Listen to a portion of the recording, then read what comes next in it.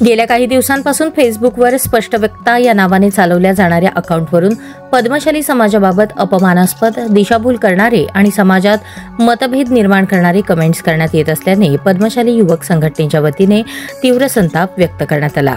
या प्रकरणी संबंधित व्यक्तींविरुद्ध तात्काळ आणि कठोर कारवाई करण्यात यावी अशी मागणी संघटनेने सोलापूर पोलीस आयुक्त एम राजकुमार यांच्याकडे निवेदनाद्वारे केली आहे। संघटनेचे अध्यक्ष शेखर कटकम आणि अखिल भारतीय पद्मशाली युवजन संघाचे अध्यक्ष श्रीनिवास संगा यांनी सांगितले की स्पष्ट वक्ता या अकाउंटमधून केले जाणारे पोस्ट आणि कमेंट समाजात तणाव निर्माण करणारे असून पद्मशाली समाजाची नाहक बदनामी करण्याचा हा प्रयत्न आहे। सोशल मीडियाच्या माध्यमातून समाजातील शांतता आणि ऐक्य धोक्यात आणण्याचे काम होत आहे। त्यामुळे अशा समाजकंटकांविरुद्ध तातडीने कायदेशीर कारवाई केली जावी। यावेळी संघटनेच्या पदाधिकाऱ्यांनी इशारा दिला की जर या प्रकरणी योग्य ती आणि कठोर कारवाई झाली नाही तर पद्मशाली युवक संघटना तसेच तेलुगू भाषिक समाजाच्या वतीने जन आक्रोश मोर्चा काढण्यात येईल आणि समाजात शांतता आणि ऐक्य टिकवण्यासाठी पोलीस प्रशासनाने याबाबत गांभीर्याने पावले उचलावीत अशी मागणी निवेदनात करण्यात आली आहे।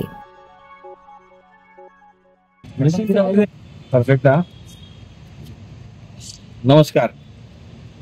आज पद्मशाली युवक संघटनेच्या वतीने संपूर्ण पद्मशाली समाजाच्या वतीने व तेलुगू भाषिकांच्या वतीने आम्ही आज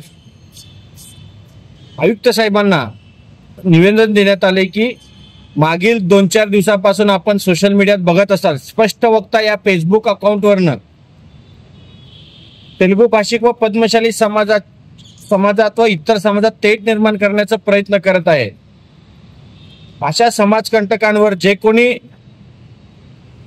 चुकीच्या पद्धतीने जो पोस्ट केलेला आहे, समाजात तेढ निर्माण करण्याचा प्रयत्न केला, त्यांच्यावर कायदेशीर कारवाई व्हावा यासाठी आम्ही आयुक्तांना विनंती देखील केलेला आहे। आणि असे जे कोणी नालायक आज पोस्ट केलेत ते कोणी का अशी ना भविष्यात अशा कुठल्याच प्रकारचं समाजाविरुद्ध वागला नाही पाहिजे, त्यासाठी आमचा प्रयत्न आहे।